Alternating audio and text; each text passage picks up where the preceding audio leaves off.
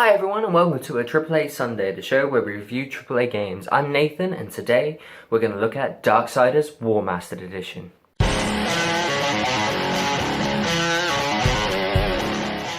With the announcement of Darksiders 3 finally being worked on and being released in 2018, I thought it'd be nice to go back to where the story began. Darksiders Warmastered Edition is an improved version of Darksiders which was released 7 years ago. I feel old.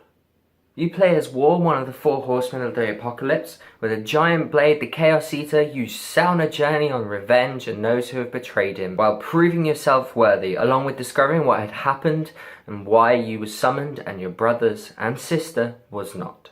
Darksiders is a fun, dark Zelda-type game.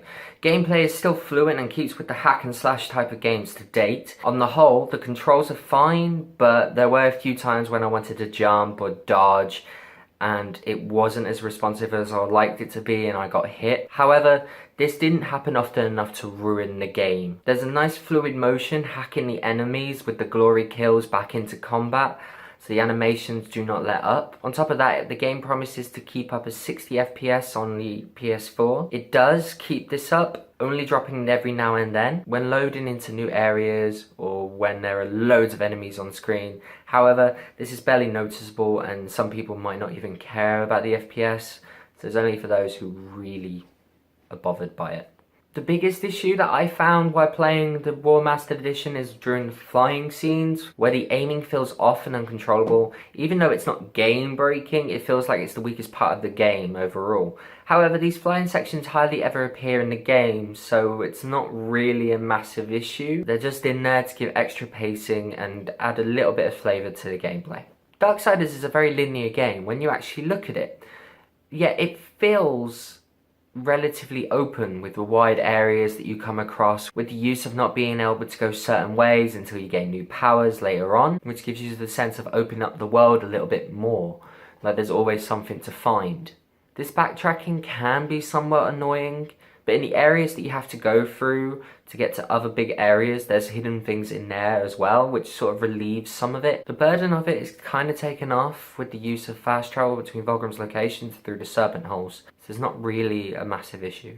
Speaking of Vulgrim, the way to gain new powers is through him being the main merchant of the game. Greetings. And the way they've made it to find him in each area with the sound of rattling and a certain sigil, making it clear, giving you a safe point in what comes across as a dangerous area, and the layout of where to buy the powers is all set out nicely and clearly of where you know where everything is.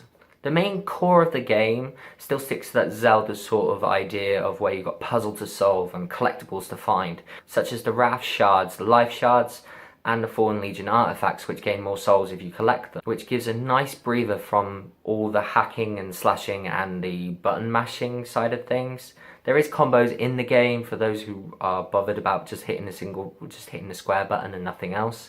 You can combine it and you can wait, which are very easy to do, as it's not very harsh in taking away the timing and that sort of stuff. It's very easy and fluid. Despite being 7 years old, Darksiders still holds up, and with the updated visuals and the textures, it really adds a little bit more, with the character models still looking fresh and the textures looking bright, and the gothic visuals still giving a creepy, nevertheless awesome feel to the apocalyptic world that you are exploring.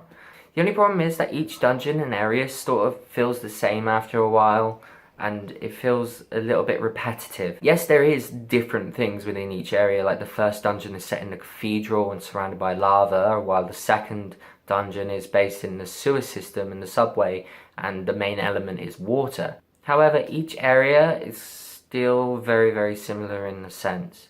However, the visuals in each dungeon do hold up, especially with the new visual update. The lava is looking hotter than ever, and the water looks 10 times better than the original, and the art of each dungeon still feels epic, making the areas feel bigger than they really are.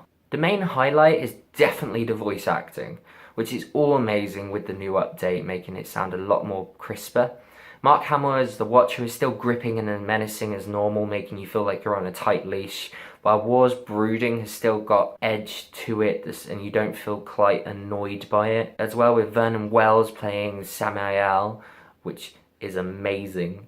And there's also an amazing cast to complement the game, and so many other voice actors that are within this that play their roles impeccably and tell the story that needs to be told. Darksiders takes you on a journey filled with a brilliant cast of characters, with all being voiced very well. Despite the shortcomings with some button lagging and aiming issues, the Warmastered Edition really gives a new edge to the game and the textures and visuals, while keeping it up to date with modern games. I recommend buying this game as it takes the best elements from games such as God of War's combat and Zelda's exploration and dungeon crawling.